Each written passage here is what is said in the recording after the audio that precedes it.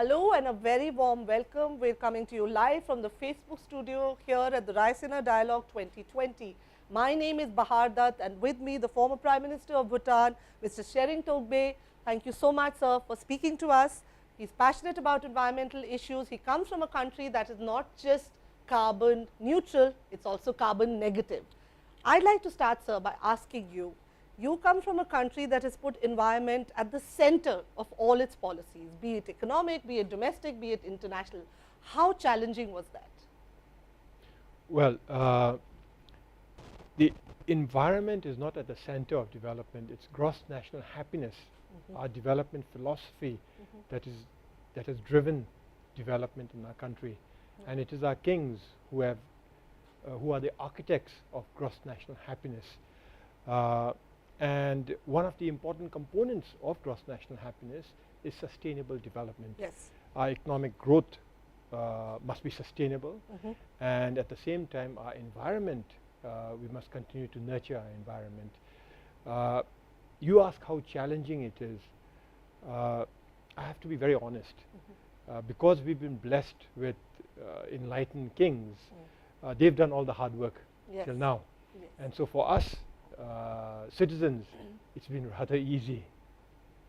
But as a decision maker, was there ever a time where there was a dichotomy and you said that, okay, maybe we should go with economics first and the environment can come later? Was there ever a time when you were the decision maker and you had to take a decision and you said, okay, maybe we should put economics first? Did that dilemma ever happen? Very little.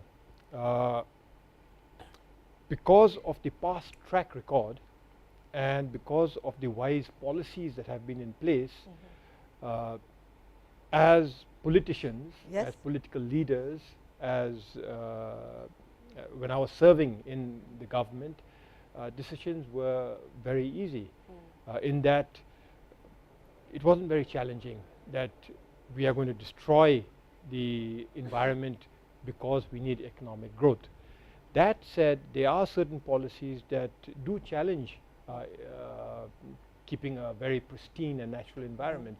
One of them is building roads. Now our country is mountainous. What this means is that our villages are scattered all over the country and they need roads, they need electricity, and both roads and electricity can damage the environment. However, those damages are very nominal and the environment recovers very quickly.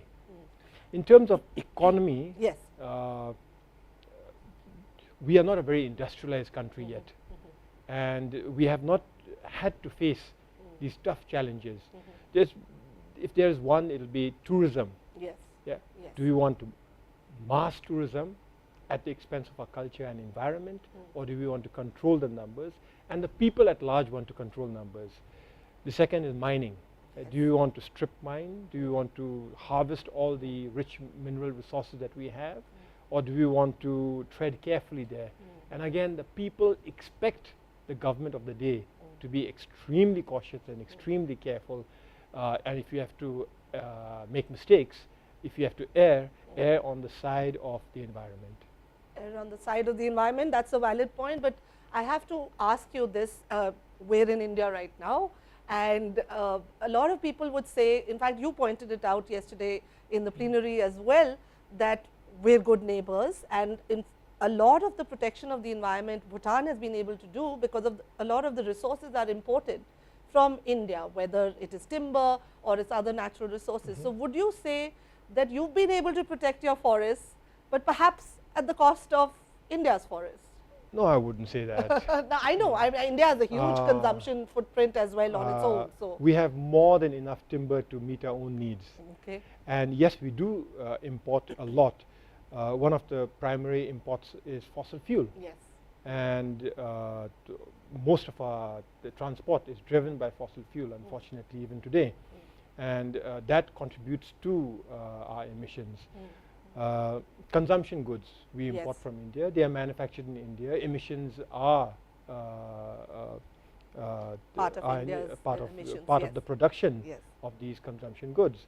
But again, because of our small population and because of our small economy, it really shouldn't impact India.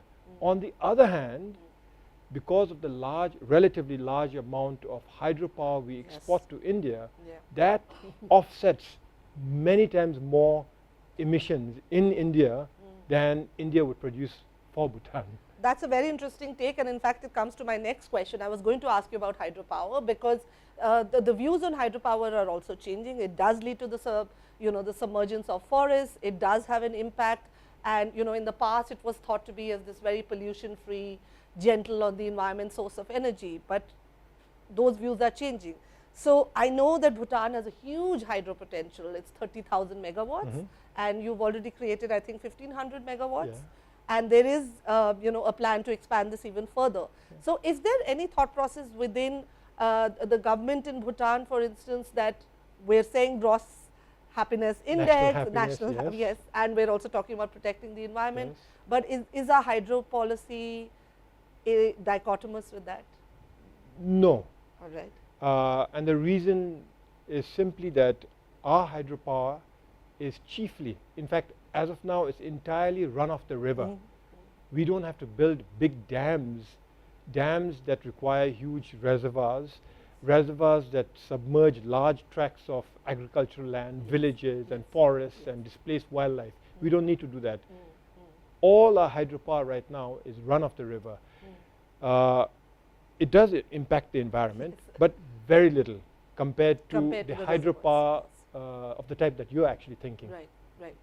So I have to ask you now, there are, I mean, people look at Bhutan and it seems ideal. It's all, you're pollution free, you're carbon neutral, carbon negative, but there are issues as well, whether it's poverty, whether it's rising unemployment, rising debt. So is there now emerging thoughts about, should we unlock our tourism potential, should we open up our economy? Are these kind of conversations happening? Well, actually, these conversations are happening, and the popular wish is that we control tourism. We stand to benefit more from high value, low numbers. Yes.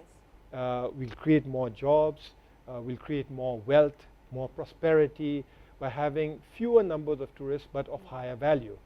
In terms of the economy, we must diversify, we must grow. But that growth must come from sustainable sources, sources that use clean energy, for instance, from our hydropower.